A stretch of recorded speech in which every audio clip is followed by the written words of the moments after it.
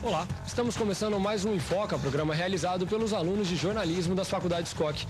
Hoje vamos discutir o aborto. Aqui com a gente estão o advogado Brasil Salomão e o médico ginecologista e obstetra Antônio Luiz Chaguri. Obrigado pela presença.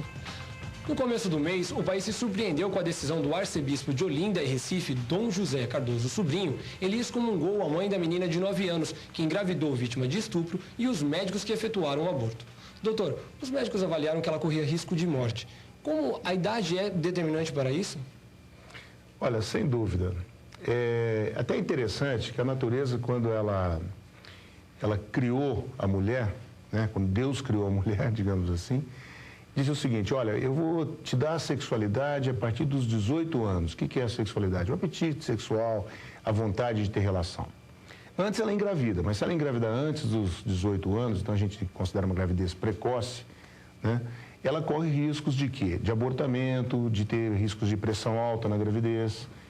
Enfim, uma série de problemas que existem porque houve uma gravidez precocemente. No caso em particular dessa menina, é muito precoce. E até, acho que essa menina foi a primeira ovulação que ela teve, ela nem soube o que era menstruação. Nem teve a menarca, que é a primeira menstruação. E realmente havia um risco muito grande de que houvesse complicações importantes na vida dela. Alguém mais tem pergunta? Só um momento. Doutor Brasil, a lei no Brasil permite o aborto? Permite, em duas circunstâncias. O aborto sentimental, que é quando há o estupro e fica na vontade da mãe querer ou não, na vontade da mulher, se ela for maior de 16 anos, e se for menor, na vontade de alguém que possa representá-la. E o aborto que coloca em risco a vida da mãe, que esse não precisa de autorização, é decisão do médico e é absolutamente lícito, não há nenhuma pena para isso. Doutor Brasil, doutor Chaguri, vamos ver a reportagem que mostra a opinião da igreja sobre este assunto. É a lei, o direito canônico, que diz quais são os pecados que auto-excomungam um fiel da comunhão da igreja, ou seja, não fazem mais parte da comunhão da igreja. No caso da menina em Recife, não houve uma liberdade total nem da mãe nem dos médicos. Agiram com outras intenções. Então não houve excomunhão. Foi isso que a igreja disse através do cardeal em Roma. Alguém quer fazer alguma pergunta? Doutor Chaguri, quais os riscos de um aborto clandestino? Olha, boa pergunta sua, viu?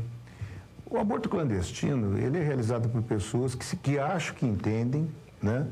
Geralmente são pessoas que vão lá e perfuram o útero com material, a maioria das vezes não tem aqueles cuidados de asepsia, e o risco de uma infecção é extremamente alto. Há um índice no Brasil extremamente alto de mulheres que morrem em consequência de infecção por aborto provocado. Quem pergunta?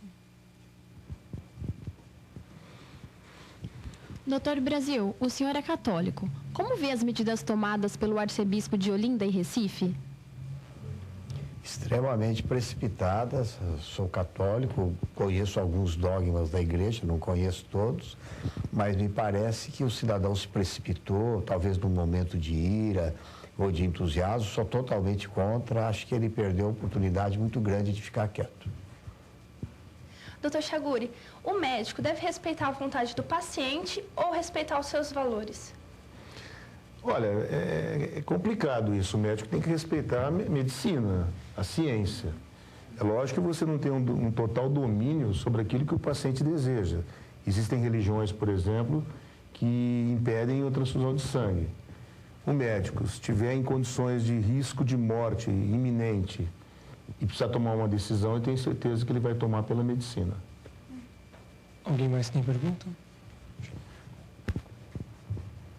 Doutor Brasil Salomão, quais outros casos que a lei permite o aborto no Brasil?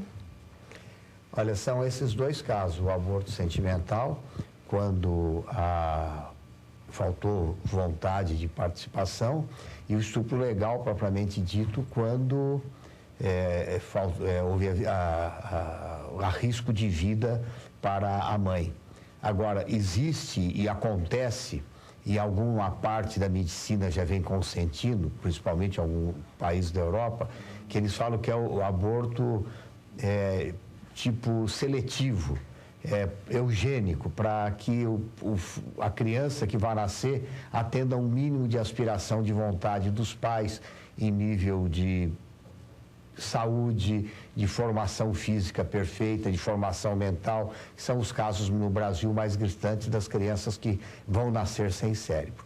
Esses casos no Brasil ainda são considerados crimes, mas a jurisprudência vem tolerando, pela responsabilidade da mãe de criar uma criança não desejada, que em alguns casos, quando a medicina declara que a criança será totalmente incapaz de discernimento, que também aí, embora seja eugênico, se faça o aborto.